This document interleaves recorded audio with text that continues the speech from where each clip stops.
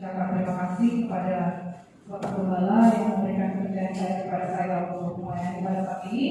Sebelum saya mulai, saya juga mengucapkan mewakili keluarga besar ya, Ibu Angga, saya mengucapkan terima kasih buat Bapak Gembala dan sidang jemaat, buat segala doa dan dukungan baik material maupun non material selama hidup saya sakit sampai kemudian dipanggil Tuhan dan upacaranya semua bisa terselenggara dengan baik. Itu semua karena kebaikan Tuhan dan kepedulian jemaat serta Gembala di tempat ini. Biar Tuhan kiranya membalas semuanya. Tuhan Yesus dimuliakan. Puji Tuhan, saya akan langsung saja meminta kita semua untuk membuka Alkitab kita di dalam Keluaran pasal 16. Keluaran pasal yang ke-16 ayat 1 sampai ayat yang ke-18. Keluaran pasal 16 ayat 1 sampai ayat yang ke-18. Saya akan minta kita semua bagi berdiri dan membaca ayat-ayat ini secara bergantian. Saya akan membaca ayat yang ganjil, Bapak Ibu Saudara mohon kerjasamanya baca ayat yang genap mulai dari ayat yang pertama sampai ayat 18. LAI memberi judul Mana Pesawat. Setelah mereka berangkat dari Elim, tibalah segenap jemaah Israel di padang gunung Sin yang terletak di antara Elim dan gunung Sinai pada hari yang ke-15 bulan yang kedua sejak mereka keluar dari tanah Mesir. Di padang gunung itu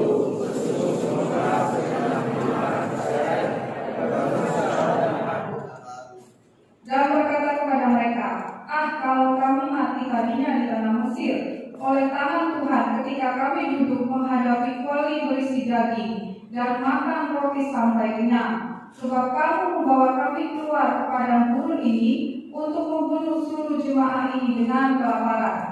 Lalu berfirmanlah Tuhan kepada Musa, sesungguhnya aku akan menurunkan dari langit dan roti bagimu, maka bangsa itu akan keluar dan memungut tiap-tiap kali banyak yang perlu untuk sehari-hari, supaya mereka bercoba apakah mereka hidup menurut hukumku atau tidak. Dan pada hari yang ke-6, apabila mereka memasak yang dibawa mereka pulang, maka yang dibawa itu akan mendapat 2 kali lipat banyaknya dari apa yang dipungut mereka sehari-hari. Sesudah itu berkatalah Musa dan Harun kepada seluruh orang Israel, petang ini aku akan mengetahui bahwa Tuhan yang telah membawa kamu keluar dari tanah Mesir. Dan besok pagi kamu melihat kemuliaan Tuhan, karena Ia telah mendengar sumur-sumurmu kepadanya. Sebab apalah kami ini, maka kamu bersumur-sumur kepada kami. Lagi kata Musa, jika memang Tuhan yang memberi kamu makan daging pada waktu malam dan makan roti sampai kenyang pada waktu pagi, dan Tuhan telah mendengar sumur-sumurmu dan kamu bersumur kepadanya. Apalah kami ini, bukan kepada kami sumur-sumurmu itu, tetapi kepada Tuhan. Kata Musa kepada Harun, katakanlah kepada segenap jemaah Israel, marilah dekat ke hadapan Tuhan, sebab Ia telah mendengar sumur-sumurmu. Dan saudara Harun berbicara kepada segenap jemaat Israel, mereka memalingkan mukanya ke arah padang gurun, maka tampaklah kemuliaan Tuhan dalam awan. Lalu berfirmanlah Tuhan kepada Musa, aku telah mendengar sumur-sumur orang Israel. Katakanlah kepada mereka, pada waktu senja kamu makan daging, dan pada waktu pagi kamu makan kenyang roti, maka kamu akan mengetahui bahwa akulah Tuhan Allahmu. Pada waktu petang datanglah berduyun-duyun burung puyuh yang menutupi perkemahan itu, dan pada waktu pagi terletaklah embun sekeliling perkemahan itu. Ketika embun itu telah memuat, tampaklah pada permukaan padang gurun suara yang halus, sesuatu yang seperti sisik, halus seperti bulu di bumi. Ketika orang Israel melihatnya, berkatalah mereka seorang kepada yang lain, apakah ini?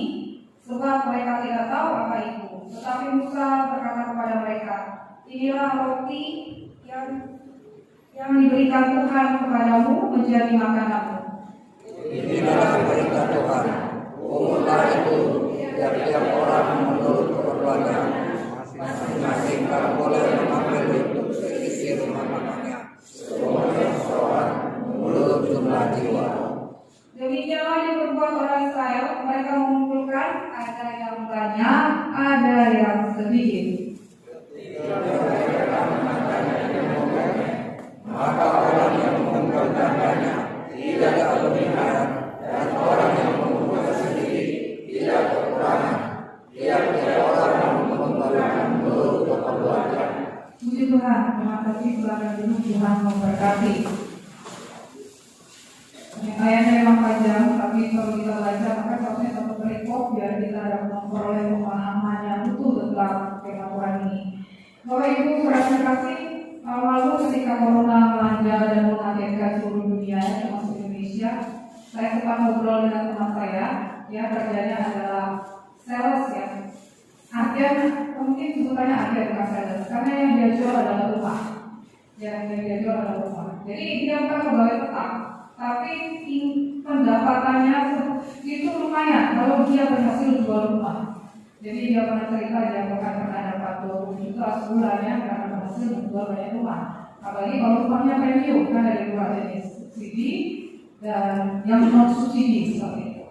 Nah, jadi hitungannya adalah 1% dari harga rumah. Ya, jadi lumayan seperti itu. Lalu kemudian datanglah corona. Dan kemudian ada beberapa deal yang harusnya tinggal istilahnya kesepakatan dengan bank, banyak klien yang mundur. Maksudnya yang tadinya mau beli, yang tadinya mau berinvestasi, karena orang beli rumah itu kadang-kadang bukan hanya kebutuhan, orang kaya pun beli rumah yang banyak berinvestasi. Jadi banyak yang mundur. Jadi dia mengeluh kan, banyak yang mundur. Jadi istilahnya tidak jadi seperti itu. Kenapa? Karena situasi yang tidak menentu membuat banyak orang mencangkang ikat pinggang, termasuk sebenarnya yang menyatakan berminat itu pada untuk beli rumah itu adalah orang yang cukup berduit ya. Tapi karena situasi yang tidak menentu itu, mereka memilih untuk menyimpan uangnya, kan? Menyimpan uangnya, karena mereka mau beli itu untuk investasi, jadi bukan karena butuh seperti itu kan. Biasanya orang beli rumah kan buat karena punya ini punya rumah atau investasi untuk anaknya atau untuk pokoknya punya kan dana yang misalnya bisa naik terus seperti itu kan. Nah jadi dia cerita kepada saya sambil waduh keadaan kayak ini, saya berharap corona segera selesai jadi normal semua. Tapi ternyata sampai tahun ini corona masih tetap ada ya, dan kita hanya bisa bertahan kan seperti itu.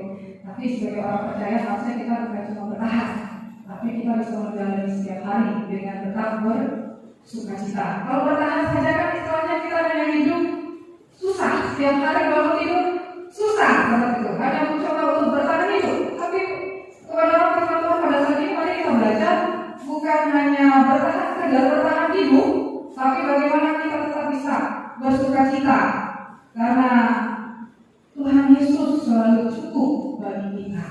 Kasih karunia Tuhan itu selalu cukup bagi kita. Ya, itu yang sebenarnya dapat kita pelajari dari apa yang kita baca ini.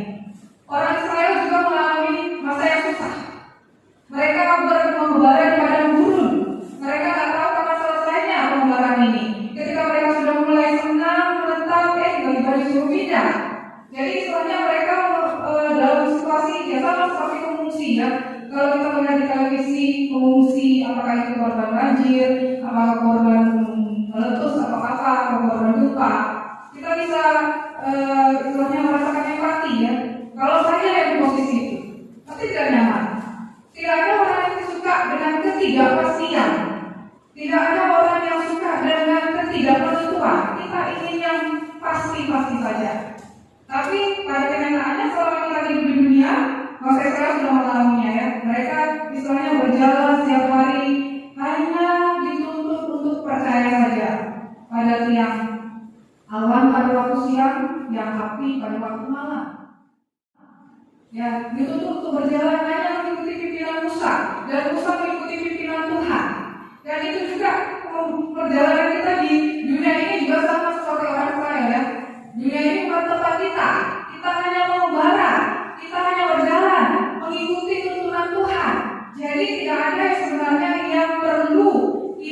andalkan di dalam dunia ini. Kita cukup mengandalkan Tuhan. Ya, cukup mengandalkan Tuhan. Kenapa kemudian itu penting? Ya, supaya kita terhindar dari apa yang dilakukan oleh bangsa Israel.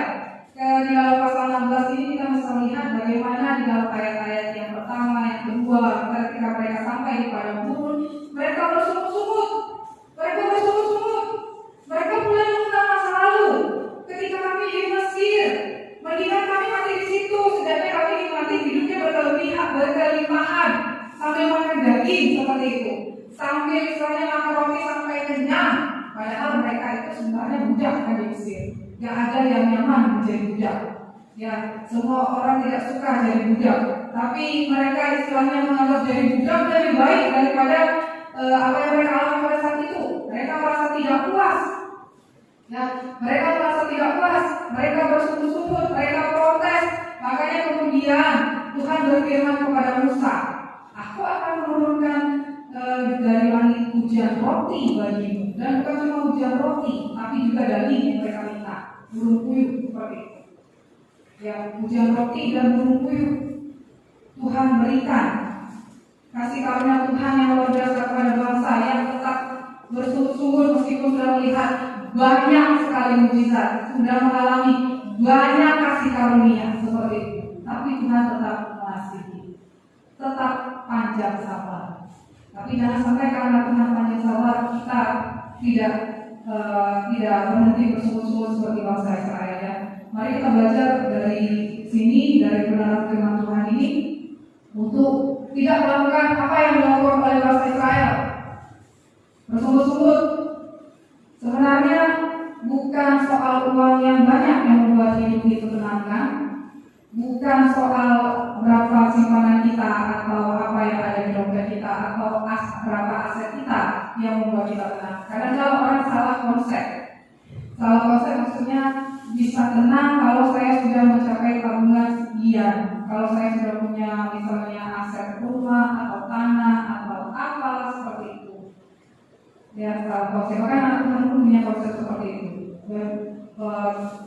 Saya akan kerja keras sampai dapat banyak hal. Nantilah saya akan melayani kalau sudah dapat itu, atau saya akan memberi kalau sudah dapat semuanya itu, misalnya seperti itu.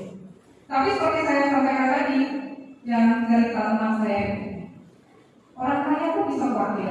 Karena khawatir akhirnya harusnya sebenarnya tidak sportif kan, sudah hampir selangkah, lalu kemudian menarik. Jadi kan yang rugi teman saya itu sebagai agen ya, yang berjualan, tapi ya boleh buat ya, nggak boleh masak seperti itu. Orang kaya pun bisa khawatir ternyata ya.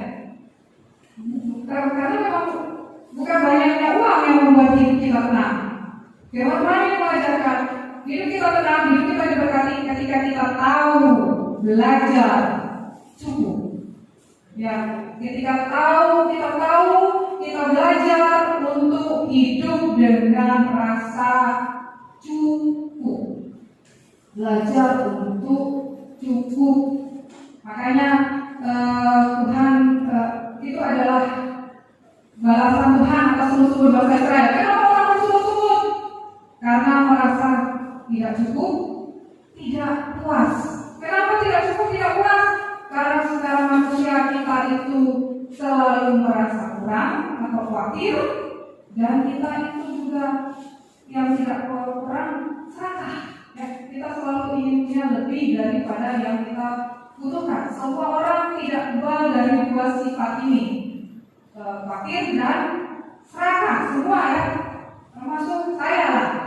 Kita seperti itu yang harus kita perangi.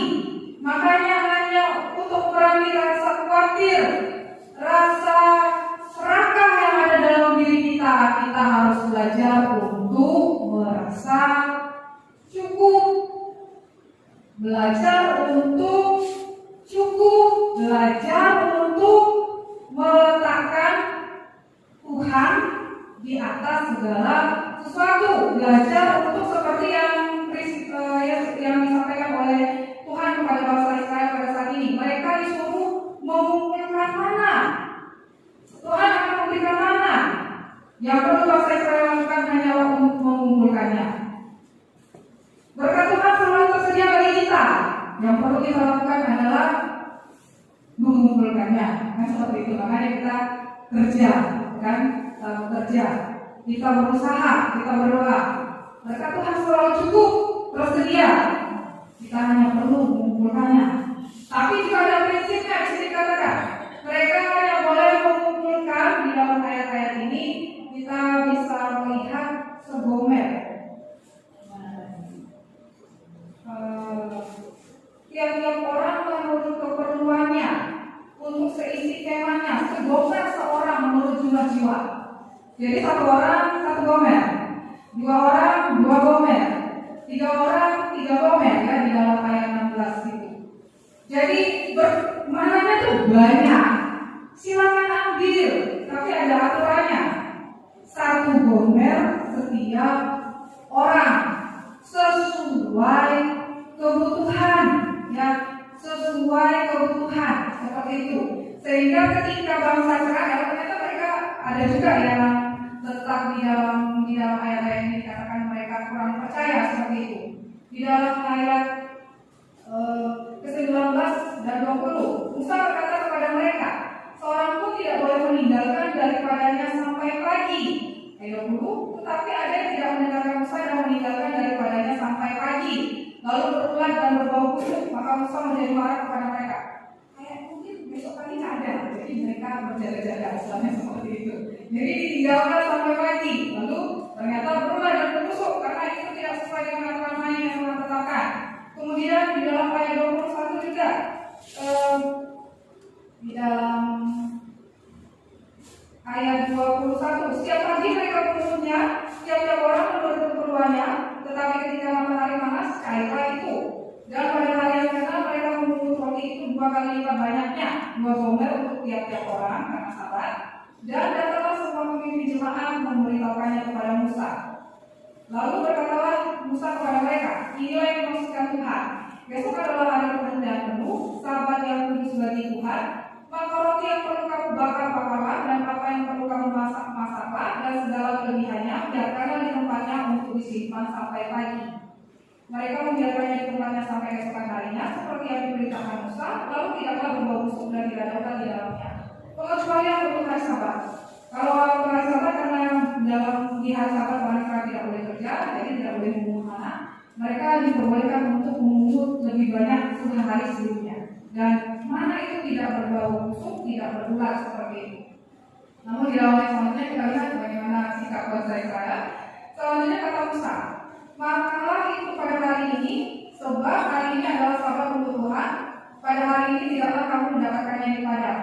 6 hari lamanya kamu memungutnya, tetapi pada hari ke-7 ada Sabat, maka roti itu tidak ada pada hari itu. Tetapi ketika pada hari ke-7 ada dari bangsa itu yang keluar memungutnya, tidaklah mereka. Sebab itu Tuhan berfirman kepada Musa, berapa lama lagi kamu menolak mengikuti segala perintahku dan hukumku. Jadi yang tadi itu yang sebelumnya mereka meninggalkannya sampai pagi, walaupun belum Sabat, khawatir itu sama dengan tidak percaya. Mereka sudah dikasih tahu oleh Musa pasti cukup mengambil secukupnya dan makan satu gomer satu orang. Tapi karena khawatir takutnya besok nggak turun, takutnya mereka nggak turun. Padahal Tuhan itu kan pasti ya. Jadi Tuhan ada kami, tapi ya manusia. Jadi khawatir. Mungkin dimakan sedikit, kalau tidak dimakan cukup itu udah satu gomer makan aja. Tapi ditinggalkan. Kamu tahu besok nggak turun. Kurang percaya, kurang iman. Lalu yang kedua juga kita bisa melihat bagaimana ketika dikatakan pada hari Sabat tidak akan ada turun karena hari perhentian. Tapi masih ada yang keluar, tentunya serakah. Ya. Jadi itu memang bersifat manusia. Anak Tuhan juga tidak tebal seperti bangsa Israel. Ya. Anak Tuhan juga tidak tebal. Makanya kita seringkali tidak bahagia adalah ketika kita punya dua hal itu dalam diri kita. Bahkan ketika tanpa kita sadari. Di zaman sekarang di zaman media sosial ya, ketika kita itu gampang sekali membandingkan kehidupan kita dengan orang lain, kita gampang sekali tersusupi rasa diri, rasa tidak puas dengan apa yang kita miliki. Kenapa? Ya karena kita membandingkan hidup kita dengan orang lain, kita menginginkan apa yang dimiliki oleh orang lain, dan kita kemudian mengharapkan diri kita menjadi di posisi orang lain seperti itu. Nah, jadi sebagai anak Tuhan, sama seperti Tuhan menebus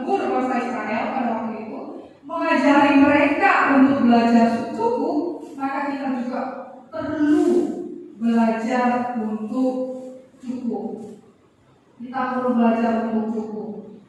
Sebab mana ini juga dapat dinyatakan sebagai lambang Kristus. Jadi kan perjanjian lama, Kristus belum dinyatakan dalam bentuk rupa manusia, tapi dia sudah ada sejak dulu kala, sejak awal ya, seperti itu. Kan Allah tertunggal. Nah, jadi Kristus saja cukup bagi kita. Bahkan sesulit apapun kehidupan kita tak perlu mencari pertolongan dari yang lain, dari dunia, dari dukun, orang pintar, atau apapun itu. Kristus saja cukup bagi kita. Amin.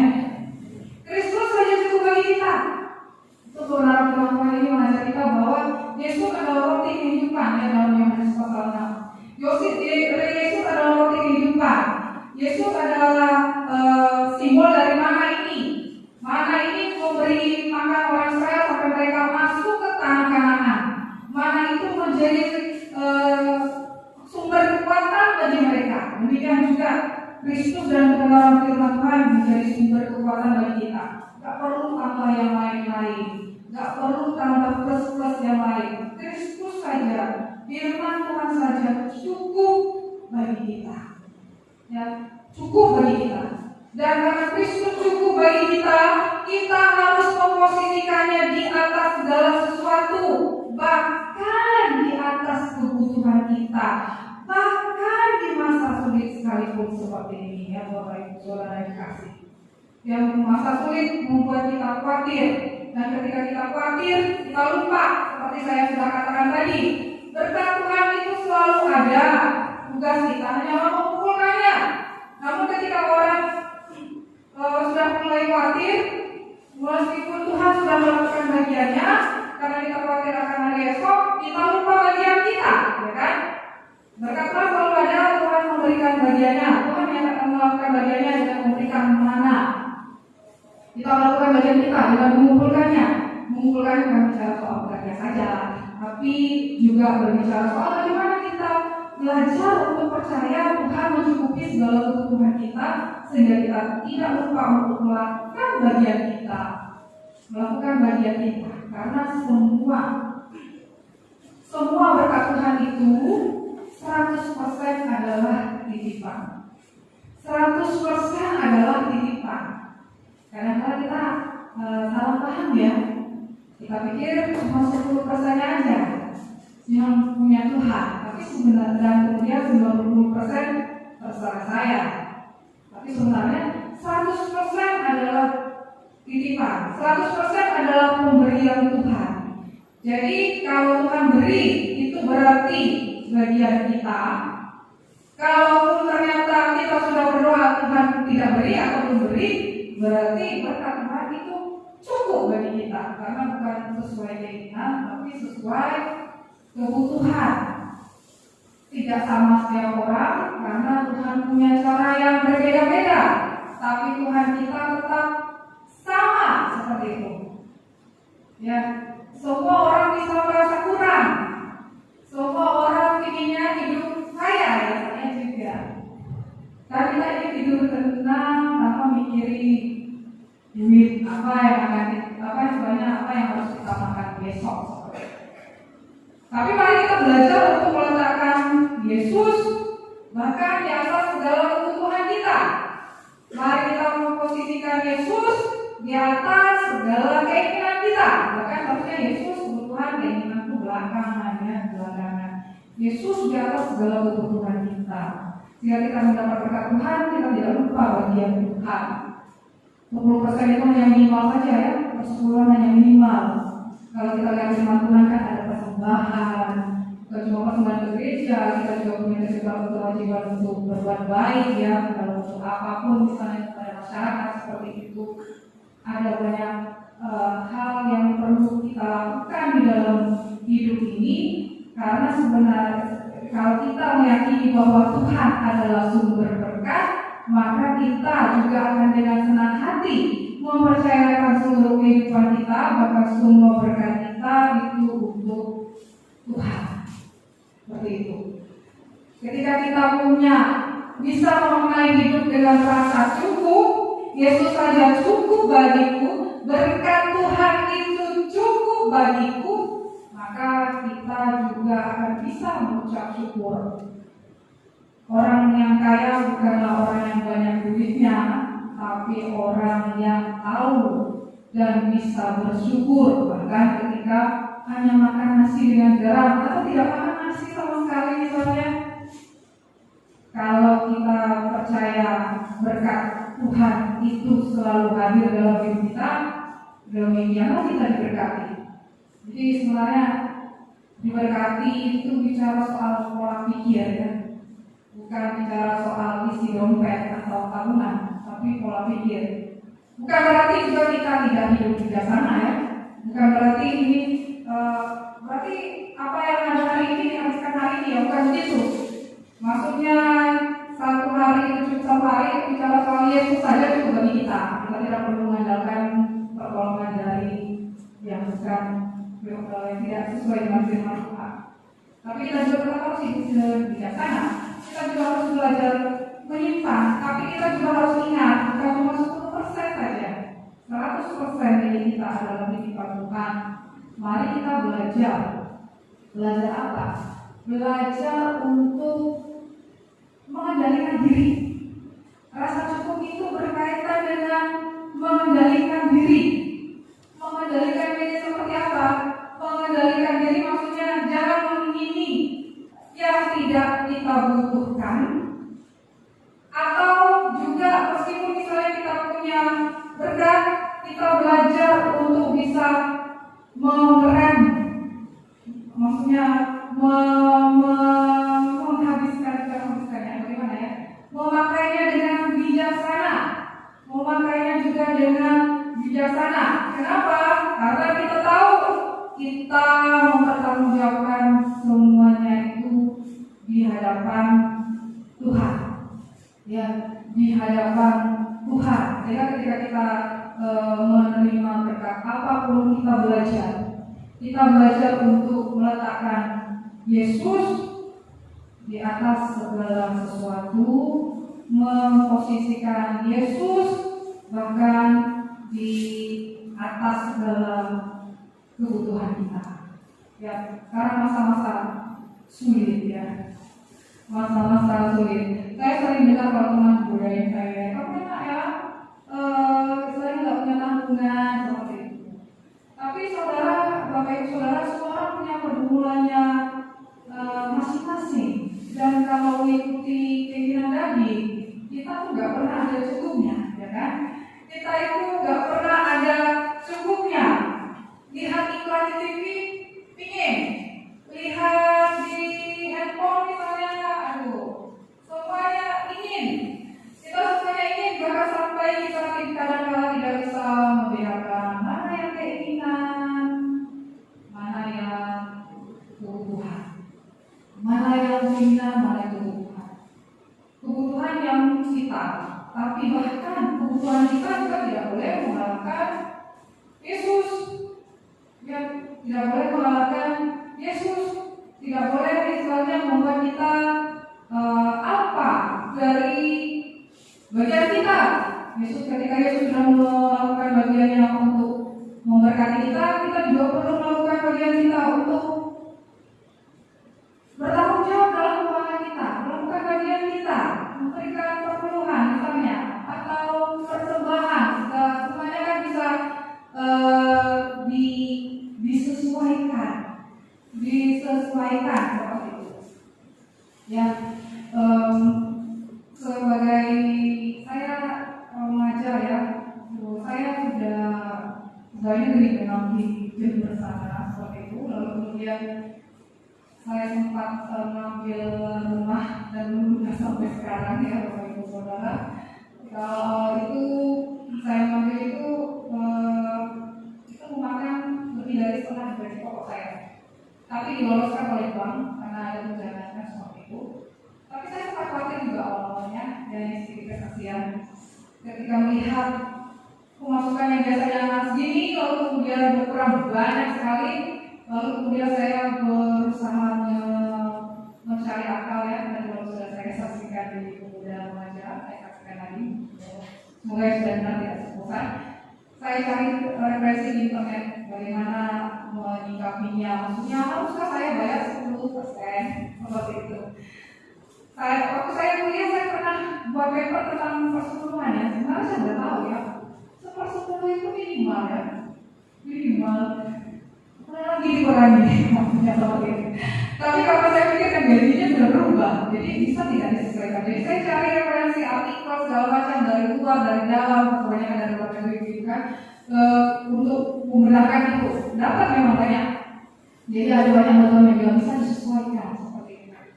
Lalu saya sempat mau ditelepon oleh mama saya ya, ibu saya, cerita soal itu, pertanyaannya, lalu dia tanya. Terus saya bilang, kan beliau tanya, dia tanya, gimana kamu masih bayar kuliah tuh? Ya disesuaikan lama. Lalu mau saya bilang, emang boleh ya begitu? Mau nanya emang boleh begitu ya? Karena beliau tahu, saya tahu ya. Jadi pertanyaan itu mengganggu saya ya, bagi saudara, dan saya kemudian pikir ya, kenapa saya mesti mencari kebenaran? Saya sendiri sudah pernah menulis paper artikel, maksudnya kalau kuliah itu kan ada tugas itu maksudnya membuat artikel tulisan. Saya sudah pernah tulis dan saya sudah menulis kesimpulan bahwa 1/10 itu hanya batas minimal. Lalu kemudian saya berjanji pada Tuhan saya akan belajar untuk itu tidak akan pakai Bapak Ibu. Jangan bilang lagi, ya Allah tabungan saya utang itu ya kan. Jadi semua orang punya kesulitannya masing-masing. Kalau kita mau turuti